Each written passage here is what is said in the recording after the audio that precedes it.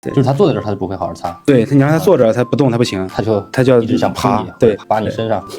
哎，他这个反应的程度就感觉是要回头要咬我了。坐，你看他就开始。你自己之前怎么操作，你就先自己操作一下。我之前就把它薅住呗，蹬起来，这么擦，对，有点费劲。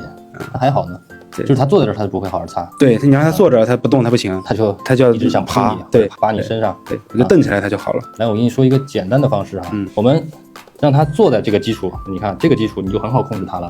那这个基础他就是不能动的，那你这个手卡住他脸颊两侧的骨头啊，他动你手是能感受到的哈，你要及时去传达这个意思，让他理解到动是你不想要的行为。你看我就给他擦嘴啊、擦眼屎啊，这种肯定会让他不舒服，因为在他的视觉，眼睛被盖住了，好恐怖的事情啊。那他反抗也是正常的，但是你得让他明白，这个事情到最后其实也没有那么害怕。那比如你给他刷牙，你看掰着他的嘴，这些他可能都会反抗啊，但是别动。那他动，我就是及时的吼出来哈，就是他往后缩，那就是我不想要的，跟我做对抗，我都要让他妥协。他动你就放，别动。他动你就对他妥协，你就放开他了，你不行啊。现在没有说是让他很难受的一个姿势哈，只是说这些事情可能会让他从一开始会觉得这个事情很恐怖啊，很害怕，但我强行让他去接受，那慢慢你也可以过渡成正向的去让他接受这个事情。你可以每次一结束这个事情，哪个事的去奖励他一下，懂吧？但是呢，我们还是先从负面的开始。你看现在我去擦嘴，他就没有反抗情绪了。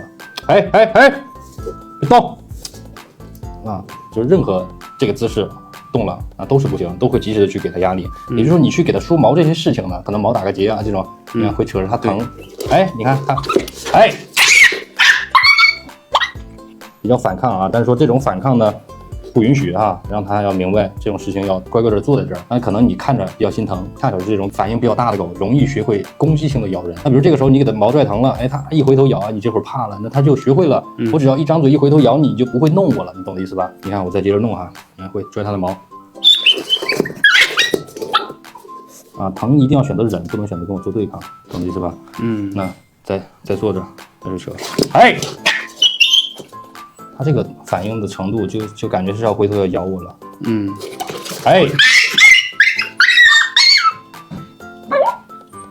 接着弄啊。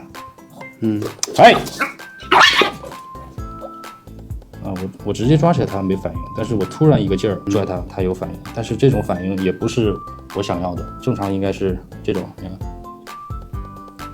看，乖。这种训练一般要重复很快啊，这种问题，就可能就那么2-3次就解决这种问题了，就比较乖了。当然有的这样的狗可能时间比较长，但是目前我感觉还好啊。现在我要纠正它，听着这个带的声音，也不能动，别动。就这些原理其实都是一样的。对，任何你不想要的点，你及时去传达就行了。也就是说，所有的行为不是说每一个行为对他来说都是错的啊，对他来说其实很自然。你去伤害他，你去让他疼了不舒服了，他选择跟你做对抗，这是很正常的事情。但是我们人养着，你得去让他明白，这个行为是你不想要的，因为这个行为你不去干预他，以后可能你给梳毛梳疼了，他就学会了咬人，懂吗？那现在你看，别动啊，就不管出于什么原因他想动，那都是要按照我的意思来。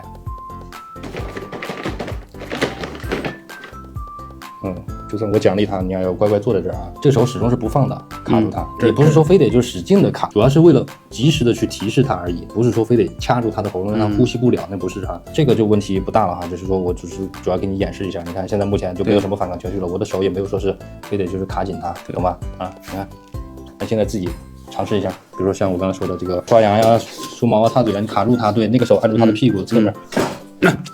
不，你看啊，现在不要给他机会能让手扒着你，他扒起来都是不行的啊，就是放在地上，就是刚好这样放在地上。对，他的手放在地上，然后这个时候来，你用纸去擦他的嘴、擦他眼睛这些。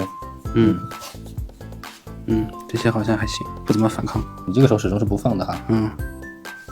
然后像那些擦眼屎啊、梳毛啊，你去掏耳朵这种事情啊，都是一个道理啊。就像去美容院的话，去美容师那儿，他会拔耳毛，你看转他那个毛，他就会疼。